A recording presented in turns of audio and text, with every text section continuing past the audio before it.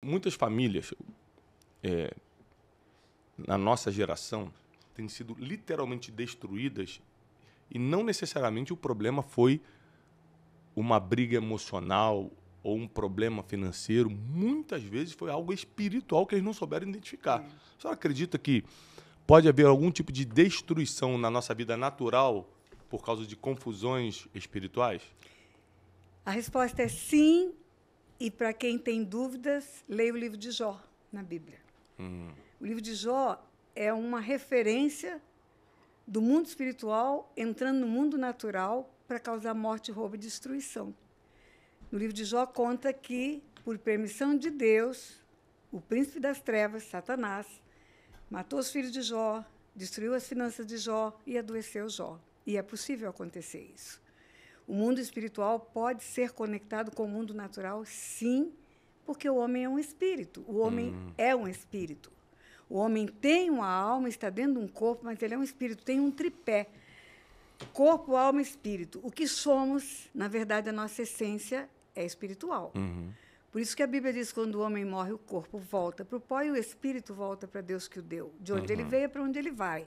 O destino é a origem dele. Ele é um espírito que temporariamente está andando dentro de um corpo com uma porção chamada alma para relacionar no mundo horizontal, com famílias, com aprendizados, com os cursos, com o intelecto, com as emoções.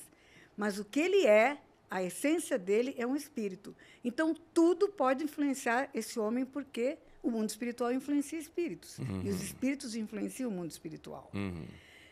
E a maior dificuldade, talvez, que as pessoas tenham, Tiago, para compreender, é que as portas são abertas do mundo natural para o mundo espiritual por decisão do homem. Opa, isso é muito importante.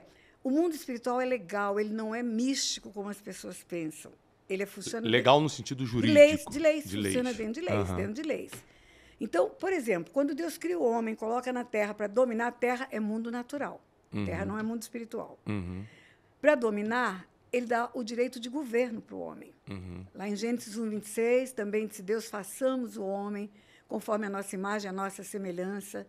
Presta atenção, língua portuguesa, nossa é plural.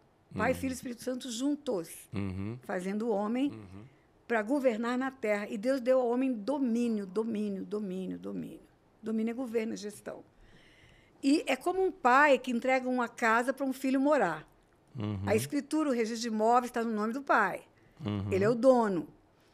Vai no cartório, está lá tudo em nome do papai, mas o papai deixa o filho morar. Esse filho tem domínio dessa casa. O papai entrega a casa e não fala, você só pode receber fulano ou ciclano na sua casa. Você só pode receber quem eu quiser que você receba. Ele dá liberdade ao homem de escolha. Abrir a porta para quem ele quiser.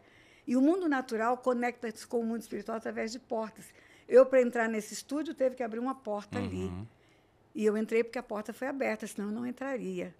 Quando Deus fala para Caim, lá no começo da criação, Caim já tinha intenção de matar o irmão. O pecado jaz à porta, a ti te cumpre dominá-lo. Mostra que o mal entra por uma porta. Quando no livro de Apocalipse, Jesus fala, eis que estou à porta e bato. Se você abrir, é você quem vai abrir. Eu entrarei. E entrarei na sua casa. O projeto de Deus é família. É casa. Cearei contigo. Então, o homem abre portas para a luz ou para trevas. Ele pensa que as coisas acontecem por sorte ou por azar. Não existe isso no mundo espiritual. Bom explicar. Não existe sorte e azar no mundo espiritual. Existem dois reinos, ou o império das trevas e o reino da luz. No império das trevas governa Satanás, que mata, rouba e destrói. No reino da luz governa Jesus, que dá vida e vida em abundância. Ele fala, o ladrão não vem senão somente para matar, roubar e destruir, mas eu vim para que tenham vida e a tenham em abundância. Quando o homem abre a porta para o ladrão, ele entra para roubar. E é o homem que abre. E como é que abre a porta? Pecado. A palavra é pecado. E o que é pecado? Vamos definir esse negócio. Vamos. Defina o que é pecado, porque muita gente... Pecado é você fazer o que Deus diz para não fazer. Ou você não fazer o que Deus diz para você fazer. Vamos dar um exemplo. Deus diz para você honrar seu pai e sua mãe. Você não honra. Você desonra seu pai e sua mãe, você está pecando. A Bíblia diz até que se você sabe fazer o bem e não faz, comete pecado. Então ele deu uma ordem de fazer e você não fez. É pecado, é transgressão à ordem de Deus. Ou seja, pecado não é só o erro O erro diretamente cometido, mas também a omissão... Também, porque quando ele fala não... eu falo que o mundo espiritual é legal. Existem leis de ordem omissivas. Não faça. Ok. Existem leis de ordem comissiva. Faça. Então, de ordem omissiva, não adulterarás. É não. Não faça. Não faça. De ordem comissiva, honra teu pai e tua mãe. Quando você faz o que Deus diz para não fazer, você está pecando. Quando você não faz o que ele diz para fazer, você está pecando. Ou seja, é a independência do homem de fazer escolhas fora de Deus. E isso agrada Satanás. Você abre uma porta para ele. Porque quando você... Não tem zona neutra no mundo espiritual. Não existe... Opa! Não existe zona neutra, ou luz ou trevas. Acredito. Jesus fala, quem não é comigo é contra mim. Quem comigo não ajunta, espalha. Então, quando você está contra o que Deus quer, você está abrindo uma porta e o inimigo entra para fazer uma festa. E o detalhe, ele não faz só numa vida, ele faz nas gerações futuras.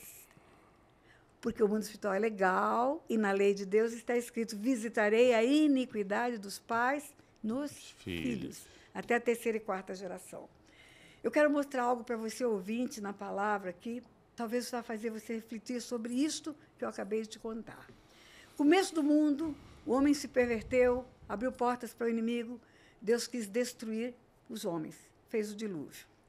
Escolheu um homem que na Bíblia diz que ele era reto e andava com Deus, era justo. Noé, faz a arca, bota a tua família dentro. Porque o projeto de Deus é para a família, é sempre para a família, sempre. Termina o dilúvio, as águas descem, Noé era lavrador, plantou uma vinha, tomou um porre. E bêbado, ficou descomposto, pelado dentro da tenda, nu. Entra o filho mais novo. Quem é o filho mais novo? É Cã. Ele tinha 3 filhos, Sem, Cã e Jafé. Sem, Cã e Jafé. O filho mais novo entra e vê o pai peladão, certamente urinado, vomitado, tudo aquilo que a gente vê num bêbado que está dormindo. Ele não cobre o pai, ele não fecha a tenda, ele não protege o pai. Ele sai e chama os irmãos. Manos, venha ver o pai. Os irmãos, por sua vez, entraram de costas, com a capa para cobrir o pai, rosto desviado, para não ver a nudez do pai, para o pai não se envergonhar diante deles depois. Quando Noé acorda e soube o que lhe fizeram o filho mais moço, a Bíblia diz, está escrito na Bíblia, disse: maldito seja Canaã. Mas quem é Canaã na fila do pão? Ele só tinha 3 filhos, Sem, Cã e Jafé, Sem, Cã e Jafé, Sem, Cã e Jafé. Cã pecou. A maldição vem para a descendência dele, que começa no filho dele, chamado Canaã. Canaã é filho de Cã. Não foi Canaã que entrou na tenda. Não foi Canaã que desonrou o pai. Foi Cã que desonrou o pai. Canaã é neto. E toda a terra de Canaã foi amaldiçoada por causa disso. Aí você vai ver a descendência de Canaã, toda ela amaldiçoada. Aí por quê? Porque não está escrito nos 10 mandamentos: visitarei a iniquidade dos pais nos pais, é dos pais nos filhos. O preço do pecado do pai é morte, o salário do pecado é morte. Essa é a maior confusão na cabeça dos teólogos, sabia? Por quê? Eles confundem a responsabilidade pessoal com a herança espiritual. É tudo diferente, são leis diferentes. Na responsabilidade pessoal, a alma que pecar, essa morrerá. O filho não morre pelo pecado do pai. Mas na lei da herança, o filho recebe um legado de maldição. E a maldição é um ato de Deus. A maldição não é um ato do diabo. Deus diz: eu amaldiçoarei os que te amaldiçoarem, quando ele fala para Abraão. Abençoarei os que te abençoarem. É ele que termina o Velho Testamento dizendo que se não houver a conversão dos pais aos filhos, dos filhos aos pais, ele virá e ferirá a terra com maldição. E eu tenho dito, Tiago, onde eu passo, para você querer interpretar a Bíblia, estude o português, porque a língua portuguesa vai te ensinar a interpretar a Bíblia. Muito bom isso. O Espírito Santo falou no Pentecoste nas línguas daquelas pessoas que estavam ali. Leia Atos 2, várias nacionalidades, cada um ouviu na sua própria língua. Você pode falar com Deus em línguas estranhas, mas ele vai falar com você na sua língua. E na minha língua, na minha Bíblia, em qualquer Bíblia que abrir agora, no último livro da Bíblia, o último capítulo, está escrito que só no céu não haverá maldição. E haverá, na língua portuguesa, é tempo futuro do verbo. Não é presente. Então, a maldição continua existindo na terra.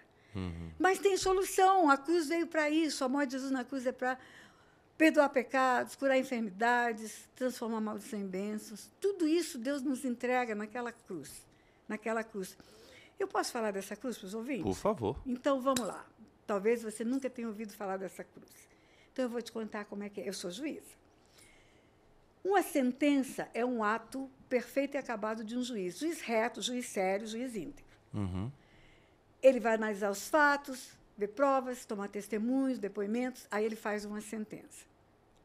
O isto posto é o julgamento dele. Julgo, procedente à ação, é a decisão dele. Mas é só uma folha de papel, só. Se essa sentença não for executada, ela não tem eficácia. Imagine se eu faço uma sentença para alguém devolver para você uma área de terra que tomou de você. Enquanto a área de terra não voltar para sua mão, a sentença não valeu para você. Pagar uma dívida, botar um bandido na cadeia. Enquanto não for executada, ela não tem valor. Então, vamos lá. O Supremo Juiz do Universo, o Deus Todo-Poderoso, que faz todas as leis que regem o mundo e que julga tudo, tem um Supremo Tribunal no Universo, ele condenou o homem à morte por causa do pecado. Lá no princípio da criação, quando o homem escolheu desobedecê-lo, fazer o que ele disse para não fazer, morreu. Em Adão, todos pecaram. A Bíblia diz, em Adão, todos pecaram, porque as gerações são chamadas à existência. Em você já estava a semente dos seus filhos, e a semente dos seus netos, e dos seus bisnetos. Por isso que, quando Rebeca estava grávida de gêmeos, e ela tem um incômodo, porque uma gravidez gemelar incomoda muito, ele disse para ela, tem 2 nações no seu ventre. Se Rebeca aborta Jacó, aborta toda a nação de Israel.